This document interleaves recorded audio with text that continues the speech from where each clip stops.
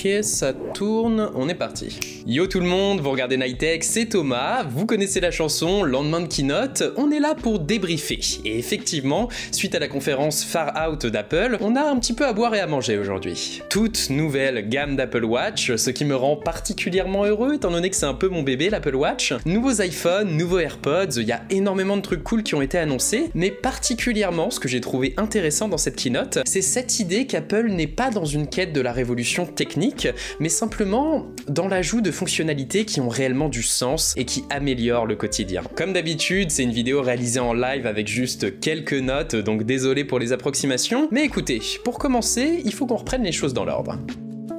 Let's get started by talking about Apple Watch.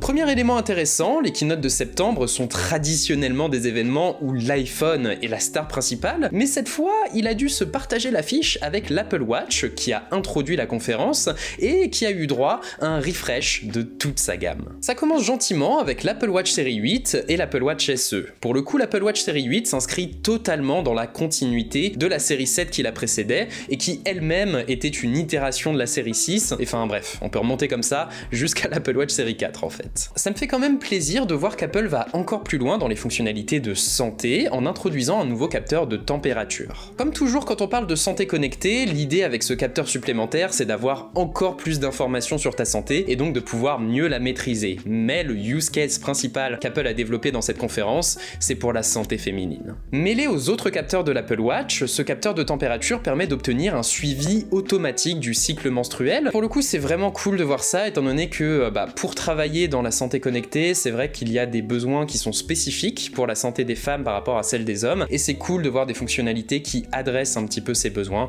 donc bravo, c'est cool. Et Apple a aussi profité de l'Apple Watch Série 8 pour introduire un thème qu'il va développer dans toute la conférence, qui est celui de la sécurité personnelle. Sur l'Apple Watch Série 8, ça se manifeste par la détection des accidents de voiture. Ça a pas l'air de grand chose, c'est pas excitant, mais ça peut effectivement être une fonction salvatrice, et donc c'est notable de l'avoir arrivé ici. Et dernier truc que je retiens sur l'Apple Watch Série 8, c'est l'introduction de la puce S8 plus rapide qui bénéficie également à l'Apple Watch SE. Parce que oui, l'Apple Watch SE a également droit à son refresh, et ici c'est assez simple, l'Apple Watch SE devient une Apple Watch Série 8 avec un cadran de 40 ou de 44 mm, sans écran Always On et toujours dénué de toutes les fonctionnalités de santé avancées, à l'exception de la fréquence cardiaque quoi. Donc voilà, l'Apple Watch SE c'est simple et c'est de loin la meilleure solution pour s'initier aux montres connectées du côté d'Apple. Mais enfin, la pièce de résistance de ce refresh de l'Apple Watch, c'est l'Apple Watch Ultra. Un design vraiment revisité, plus résistante à tous les niveaux, que ce soit à l'immersion dans l'eau, au choc ou encore aux conditions climatiques, un meilleur GPS, un bouton supplémentaire personnalisable pour gérer ses intervalles ou que sais-je, et enfin une meilleure autonomie sur l'Apple Watch, avec une autonomie annoncée de 60 heures. C'est une évolution vraiment intéressante de l'Apple Watch, qui ne se fait pas du tout dans le logiciel ou les fonctions, mais vraiment sur la forme, et qui ouvre ce produit à un tout nouveau public, les sportifs avancés, qui jusque-là étaient obligés d'utiliser des Garmin pour pouvoir adresser les problèmes d'autonomie sur des courses longues ou ce genre de choses. Pour Apple, d'un point de vue commercial, ça a beaucoup de sens, étant donné que c'est un segment de la population qui est déjà habitué au fait de dépenser des sommes mirobolantes dans une montre de sport, et pour ce public-là, ce sera peut-être l'occasion d'avoir une montre plus interactive qui pourra aussi être, je dirais, plus élégante qu'une Garmin ou qu'une Polar à porter au quotidien. Ceci dit, je dois bien avouer que d'un point de vue esthétique, je suis pas très fan personnellement des lignes de cette montre qui sont très affirmées, très sportives. Ça a du sens bien sûr, mais il faut apprécier. Malgré ça, j'étais vraiment curieux de découvrir les fonctionnalités de la Ultra, sa meilleure autonomie notamment, jusqu'à ce que j'arrive sur la page produit et que je découvre que c'est une montre qui fait 49 mm de diagonale. C'est massif. Alors ça a du sens, ça permet d'inclure une batterie plus grosse et c'est pour un public bien spécifique pour qui c'est sans doute pas un problème, mais voilà, je trouve ça un peu décevant quand même que si tu veuilles profiter d'un format sportif, tu sois obligé de te diriger vers quelque chose d'absolument énorme. Enfin bon, ça reste une observation très subjective, je pense que je vais tester l'Apple Watch Série 8 et peut-être la Ultra plus tard dans l'année si je réussis à la caler sur mon poignet. On verra bien, mais en tout cas gardez à l'esprit que l'Apple Watch Ultra est pour un public très spécifique, dirigez-vous dans tous les cas plutôt vers une Apple Watch Série 8 ou SE.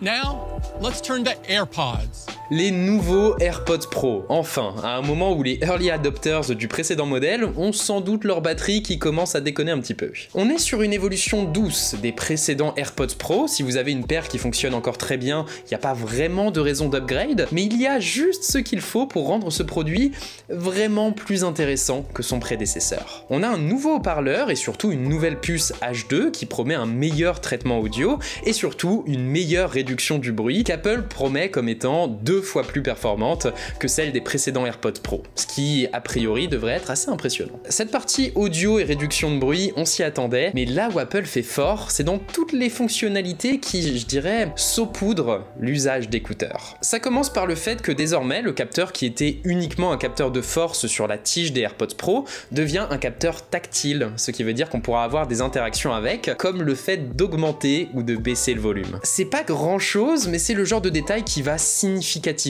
améliorer l'usage de ce produit, et c'est cool de voir ça arriver. Et un petit peu dans le même style, on a cette nouvelle façon de recharger les AirPods avec le chargeur de son Apple Watch. On a aussi la puce U1 qui permettra de localiser ses AirPods Pro comme on le fait avec des AirTags, et un haut-parleur sur le boîtier des AirPods, histoire de, pareil, pouvoir le faire sonner et les localiser plus facilement. Bref, ces nouveaux AirPods Pro sont pour moi un exemple de ce qui fait qu'une mise à jour incrémentale est un succès. Le fait d'apporter du détail, certes, mais du détail significatif qui va vraiment faciliter la vie de l'utilisateur au quotidien. Et ça, c'est un peu l'inverse de ce qu'Apple a fait avec l'iPhone 14. With the most essential product of all, iPhone.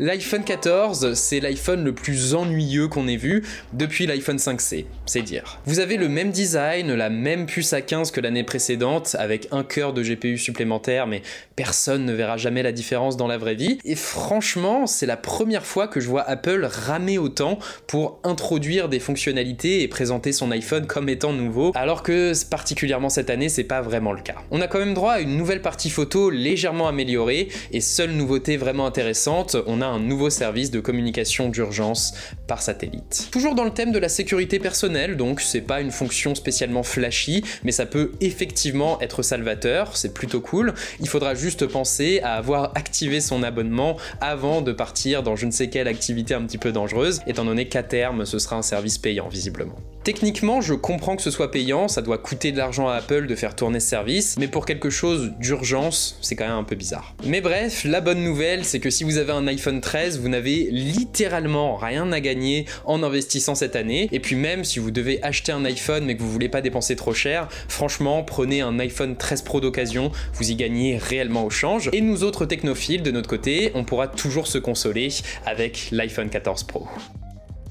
I'm excited to share our most innovative Pro lineup yet. Bien sûr, une meilleure partie photo et vidéo, un écran plus lumineux, toutes les nouveautés de l'iPhone 14 et un vrai upgrade en termes de performance avec l'arrivée de la puce A16 qui promet quelque chose comme 40% de performance supplémentaire, je crois. Je l'ai vu passer ce chiffre dans la keynote, mais j'ai un petit doute. Tout ça, c'est le mieux habituel, mais il y a une fonction qui a style de show pendant cette keynote, c'est Dynamic Island. Dynamic Island, c'est l'illustration de ce qu'est une bonne intégration hardware et software. Sur les iPhone 14 Pro, les capteurs Face ID et l'appareil photo frontal sont désormais contenus dans une espèce de petite pilule qui vient percer leur écran.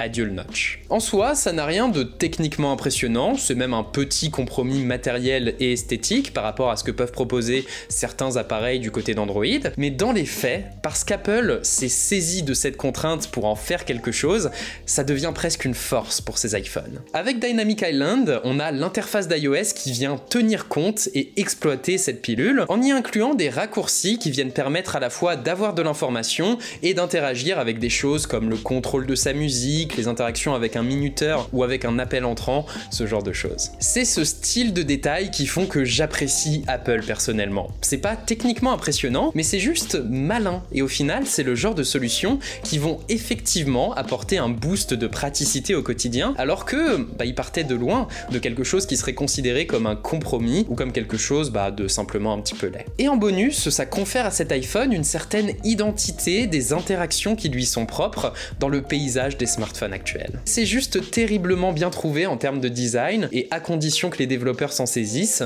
ça pourra devenir une force de l'iPhone, et ça, c'était pas gagné. Thank you for joining us. Have a great day.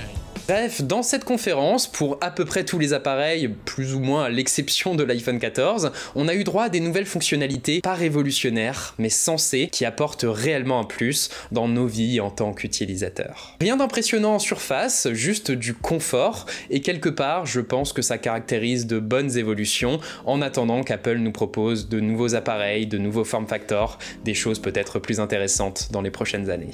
Malheureusement, il y a quand même une sacrée ombre au tableau, spécifiquement pour nous autres Européens, qui est la hausse des prix. Cette hausse des prix, certes, elle est justifiable pour deux raisons. Déjà parce qu'il y a l'inflation en cours sur le coût des matériaux technologiques, qui est loin d'être négligeable, mais également parce que le cours de l'euro a fortement chuté par rapport au dollar. Alors, j'entends ces justifications, et elles sont réelles, mais je trouve ça un peu dégueu de voir que du côté des États-Unis, l'inflation ne se fasse pas du tout sentir sur le prix d'aucun de ces produits. Et en tant que fan de la marque, je trouve franchement triste que désormais le ticket d'entrée pour un iPhone de dernière génération qui ne t'apporte même pas toutes les nouveautés matérielles au final, ce soit 1019 € pour l'iPhone 14 ordinaire. Voilà, il reste plus à espérer que si le cours de l'euro remonte et que l'inflation se calme, on aura à nouveau droit à des prix plus corrects que ça.